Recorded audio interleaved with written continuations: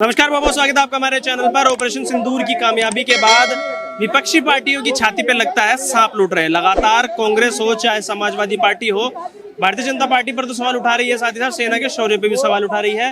अब राहुल गांधी का नया बयान निकल कर सामने आता है। वो कह रहे हैं मोदी जी खोखले भाषण देना बंद कीजिए और सिर्फ इतना बताइए, आतंकवाद पर आपने पाकिस्तान की बात पर भरोसा क्यों किया, ट्रंप के सामने आप क्यों झुके, और ये आपका जो खून खोलता है, ये खून क्या सिर्फ कैमरे के सामने खोलता है या उसके पीछे भी। इसी पूरे मामले पर राहुल भाई हमारे साथ जुड़े, उनसे पूछते हैं, बात करते हैं क्या वो राय रखेंगे। पहले बोला गया कि सीज का जश्न मना रहे हो, जीत का नहीं, क्योंकि सीज फायर किया, जीत तुम्हें मिली नहीं। अब कह रहे हैं कि मोदी जी सिर्फ डायलॉग बाजी में ध्यान दे रहे हैं। कह रहे हैं नए नए डायलॉग देते हैं, लेकिन जो देश की मंशा, जो देश का खून खोल रहा था कि पीओके हमारे अंदर आ जाए, वो लिया नहीं और ट्रंप के सामने झुक गए। क्या कहेंगे इस पर? देखिए, अभी तक नरेंद्र मोदी जी ने नहीं कहा सीज फायर हो गया, तो राहुल गांधी जी कैसे कह सकते हैं? देश का प्रधानमंत्री, देश की सेना ने नहीं बोला सीज फायर हो गया है। वायु सेना के अध्यक्ष ने बोल दिया है कि युद्ध अभी खत्म नहीं हुआ है, युद्ध अभी विराम हुआ है, युद्ध को थोड़े टाइम के लिए रोका गया है। हमारे जो लड़ाकू विमान है वो अभी भी तैयार खड़े हैं। तो ये क्या सेना के अध्यक्ष ज्यादा पढ़े लिखे, ज्यादा समझदार है? ये देश के प्रधानमंत्री से ज्यादा अपनी भावना प्रकट करना जानते हैं। जब देश के प्रधानमंत्री ने अभी तक सीज फायर की बात नहीं करी, तो राहुल गांधी कौन होते हैं सीज फायर की बात करें? और दूसरा, इन्होंने बोला कि भैया आपने पाकिस्तान पे कैसे भरोसा कर लिया कि भैया वो आतंकवाद दोबारा नहीं फैलाएगा, उसकी बातों में कैसे आ गए? तो ये सवाल जाकर के आप सोनिया गांधी से पूछिए कि आपने दादी ने जो था वो शिमला समझौता क्यों कर लिया था, ताशगंज समझौता क्यों हुआ था, ये सारी चीजें भी पूछो ना कि उस पाकिस्तान पे इतना भरोसा कैसे हो गया। और मनमोहन सरकार ने आयात निर्यात क्यों रोक दिया था? सबसे पीसफुल कंट्री, सबसे अच्छी कंट्री की लिस्ट में पाकिस्तान का नाम क्यों दे दिया था? क्यों उसके लिए लॉन्ग टर्म वीजा अप्लाई करने का ऑप्शन रख दिया था?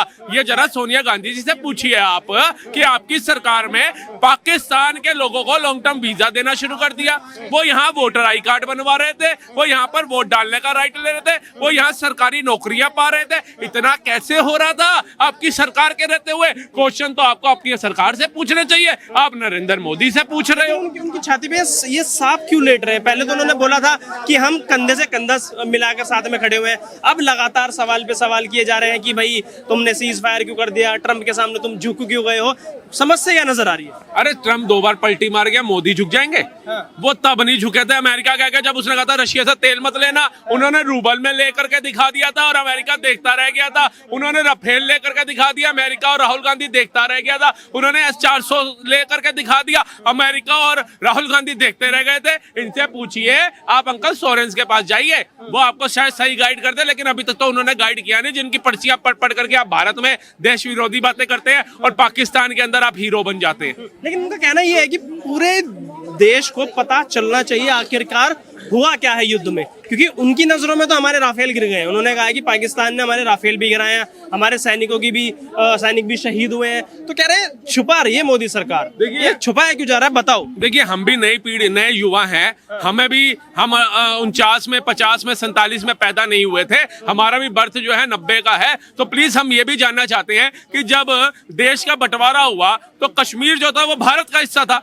तो ऐसा क्या हुआ था, नेहरू जी ने पीओके दे दिया उनको? कैसे दे दिया? उसके बाद हम सुनते हैं भाई हम 48 का भी युद्ध जीते, 62 का भी जीते, 65 का भी जीते और 71 का भी जीते, 99 का भी जीते और उसके बाद भी कई चीजें उनसे जीते। लेकिन ना नेहरू जी पीओके वापसी ले पाए, ना इंदिरा जी ले पाए, ना राजीव गांधी ले पाए, ना नरसिम्हा राव ले पाए, ना मनमोहन सिंह ले पाए, कोई भी नहीं ले पाया। और मोदी जी से आपको इतनी उम्मीद है, फिर दूसरी तरफ कहते हैं मोदी ने किया क्या है? मोदी का वो 56 इंच का सीना कहाँ है? वो मोदी का खून जो है वो देश में ही गर्म होता है, बाहर क्यों नहीं गर्म होता? जब आपको सारी उम्मीद है मोदी से है, फिर सवाल भी मोदी से कर रहे हो और मोदी जी की ही अब टिप्पणी भी मोदी जी के ऊपर ही आप गलत कर रहे हो। तो एक नाव में पैर रखो, 2 में रखोगे तो डूब जाओगे। या तो बताओ मोदी जी ने अच्छा काम किया, या बताओ आपकी इंदिरा गांधी और नेहरू जी और राजीव और मनमोहन सिंह जी ने गलत काम किया। इंदिरा जी ने तो 2 टुकड़े कर दिए थे पाकिस्तान के। आरी लेके गई थी, वो कह रहे हैं, कह रहे हैं 2 देश के युद्ध में घुस गई थी और उन्होंने 2 टुकड़े कर दिए। आरी लेके गई थी काटने के लिए। ये हमारी सेना ने अपना शौर्य दिखाया था और उस सेना के शौर्य के ऊपर आपने लानत फेर दी। जब 93,000 सैनिक उनके रिहा कर दिया, 54 अपने नहीं छुड़ा पाए। शिमला समझौता आपने कर दिया, उसके बाद भी समझौते का क्या असर हुआ? 26/11 हुआ, उसके अलावा भी हर राज्य में बम फट रहे थे। वो समझौता आपने क्यों नहीं तोड़ा? आपकी सरकार ने क्यों नहीं तोड़ा? और पाकिस्तान को उसकी भाषा में जवाब देने का निर्णय आपकी सरकार ने क्यों नहीं लिया? ये नरेंद्र मोदी की सरकार ही लेगी। सेना पत्थर खा रही है, उनको पत्थरबाजों से मुक्त कराएगी मोदी सरकार। 26 अगस्त और 26 जनवरी 15 अगस्त पे तिरंगा लाल चौक पे मोदी सरकार फहरवाएगी। कश्मीर को कर्फ्यू मुक्त मोदी सरकार कराएगी। धारा 370-35 से मोदी सरकार हटवाएगी। हर राज्य में आतंकवाद मोदी सरकार खत्म करेगी। 5वीं अर्थव्यवस्था पे मोदी सरकार लाएगी। देश को दूसरे नंबर पे रोड मैप में मोदी सरकार लाएगी। अभिनंदन को, बीएसएफ के जवान को और कतर से 7 सैनिकों को मोदी सरकार लाएगी। 500 साल पुराना राम मंदिर का मुद्दा मोदी सरकार सोल्व करेगी। सब कुछ मोदी सरकार करेगी, तो आप बीच में हस्तक्षेप करके और आपकी जरूरत है ही नहीं हमें। आप तो मोदी सरकार के मंत्रियों को जयचंद बता रहे हैं, जयशंकर को जयचंद बता दिया उन्होंने। कह रहे हैं कि उन्होंने पहले ही बता दिया था पाकिस्तान को कि तुम्हारे ऊपर हम हमला करने वाले हैं, तो वहां से तो कोई आतंकवादी वहां रुका ही नहीं होगा, सबको पाकिस्तानी आर्मी ने वहां से शिफ्ट कर दिया होगा। तो जयशंकर साहब को तो उन्होंने जयचंद बता दिया, गद्दार बता दिया। कह रहे लात मार के बाहर निकालो उसको अपने मंत्रिमंडल से। इनको ना पता नहीं है, शायद इन्होंने ही 1991 में या 2 में, आप इसको गूगल में भी सर्च करेंगे तो मिल जाएगा, इन्होंने ही ये समझौता किया था पाकिस्तान के साथ कि भैया अगर कोई भी देश किसी भी देश के ऊपर आक्रमण करेगा तो उसके बाद उसे बताना पड़ेगा कि हमने तुम्हारे इस ठिकानों पे आक्रमण किया था, इस आतंकवादी में। और ये जब आक्रमण 9 ठिकानों पे कर दिया हमारी भारतीय सेना ने, तब एस जयशंकर जी ने उनको बताया, पहले नहीं बताया। अगर पहले बताते तो 9 ठिकाने निस्तानाबूद होते। वो मस्जिद में जो औरतें और बच्चों का ये रोना रो रहे हैं, मार दिए, वो मरते। वो जो मसूद अजहर था जिसके परिवार का 14 लोग मर गए, वो छाती पीट रहा है, मेरी बुआ मार दी, मेरी चाची मार दी, मेरी बीबी मार दी, वो छाती पीट रहा होता। वहां का रक्षा मंत्री, वहां का प्रधानमंत्री है, वहां का सेना अध्यक्ष आतंकवादियों के जनाजे पे खड़ा होकर फातिया पढ़ रहा होता।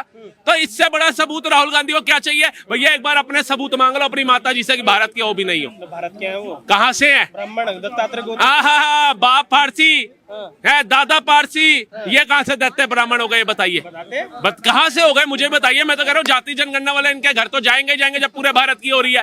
तो मैं कहता हूँ इनकी पूरी खाल उधरना। पूरा भारत ये भी जानना चाहता है कि जब इनका जो दादा था फिरोज गांधी, जिसको ये कहते हैं गांधी था, गैंडी था या फिर खान था, तीनों में से एक तो था, ठीक है।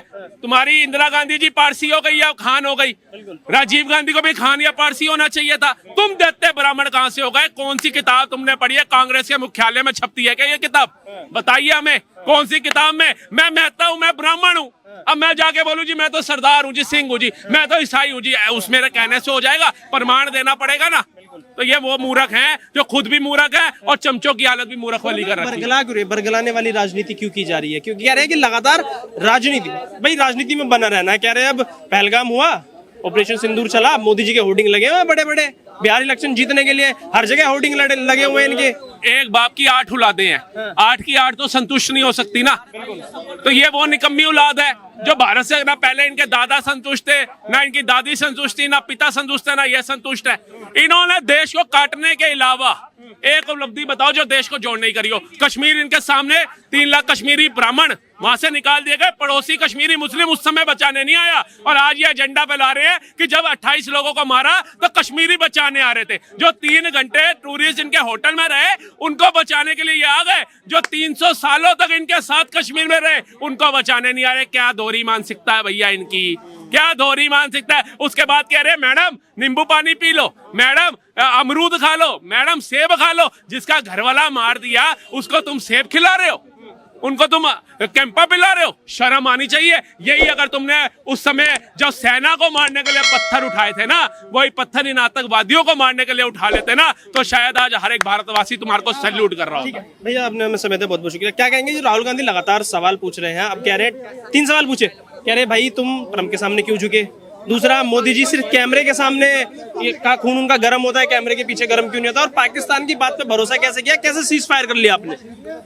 देखिए वहाँ पे न्यूक्लियर प्लांट लीक हुआ था, ऐसी सूचना मिली किनारा हिल्स में, जिसकी हवा अगर भारत की तरफ चलती है तो भारत को भी नुकसान हो सकता है। लाखों की आबादी, करोड़ों की आबादी मारी जा सकती है। हिरोशिमा नागासाकी में जब 2 परमाणु बम गिराए गए थे तो वहाँ की आबादी अभी तक भी अपंग पैदा होती है। तो हमें समझना पड़ेगा हमें यह समझना पड़ेगा कि राहुल गांधी देश के गद्दार है। आचार्य चाणक्य ने इनके लिए पहले ही भविष्यवाणी कर दी थी, विदेशी कोख से जन्मी संतान कभी देशभक्त नहीं हो सकती।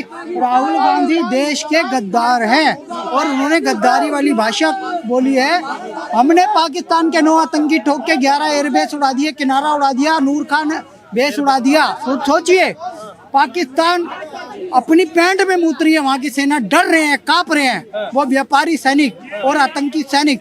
लेकिन भारत के गद्दार राहुल गांधी को हिसाब चाहिए। और राफेल का, यही चौकीदार को चोर बोलते थे ना, जो इन्होंने सुप्रीम कोर्ट में माफी मांगी थी कि भैया राफेल घोटाला है। अब राफेल ने ठोक दिया तो हिसाब मांग रहे कितने राफेल बर्बाद हुए। पाकिस्तान का एजेंडा पीट रहे। उन्होंने, पाकिस्तान ने 5 कैनोपी उठाई और कहा कि ये देखो हमने राफेल गिरा दिए 5, हवा में सिर्फ। असली में राफेल मोदी के पीछे खड़े थे। S-400 यहाँ था और राइट साइड पे राफेल था। मोदी जी जब पंजाब गए थे एयरबेस में, जब सैनिकों के साथ वो मिले, ऑपरेशन सिंदूर सफल होने के बाद भारतीय सेना का वो प्रोत्साहित करने के लिए गए थे, पराक्रम शौर्य को दमन करने गए थे, तब उनके साथ खड़ा था। पूरी दुनिया को दिखा दिया राहुल गांधी। वो प्रमाण बहुत नहीं है। और कोई भी भारतीय नागरिक पाकिस्तान से सवाल पूछेगा ना, उनका कितना डैमेज हुआ, तुम भारतीय सेना से सवाल पूछ रहे हो, चीन का एजेंडा बजा रहे हो। चीज समझ नहीं पा रहा हूँ कि जब वक्त था ऑपरेशन सिंदूर का, तब इन्होंने कहा कि हम कंधे से कंधा मिला के साथ में खड़े हुए हैं।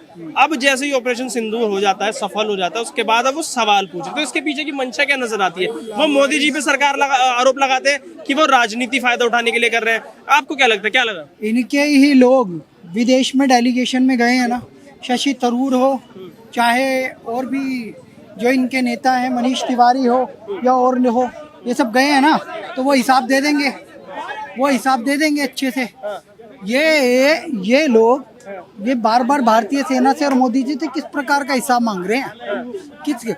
ये राहुल गांधी, मैं बता रहा हूँ, बार बार कि चाइना का एजेंडा चला रहे हैं, पाकिस्तान का एजेंडा चला रहे हैं, ये उनके प्रवक्ता बन चुके हैं और देश के साथ गद्दारी कर रहे हैं। और आने वाले समय में इस देश की जनता कांग्रेस मुक्त भारत कर देगी। इस देश की जनता देशभक्त है और कांग्रेस के भी बहुत सारे लोग पार्टी छोड़ देंगे, क्योंकि इन्होंने दिखावटी कहा कि हम ऑपरेशन सिंदूर के साथ है। हमारी सेना के पराक्रम पे सवाल उठाने वाला देश का गद्दार हो सकता है, देश सेना के साथ नहीं हो सकता।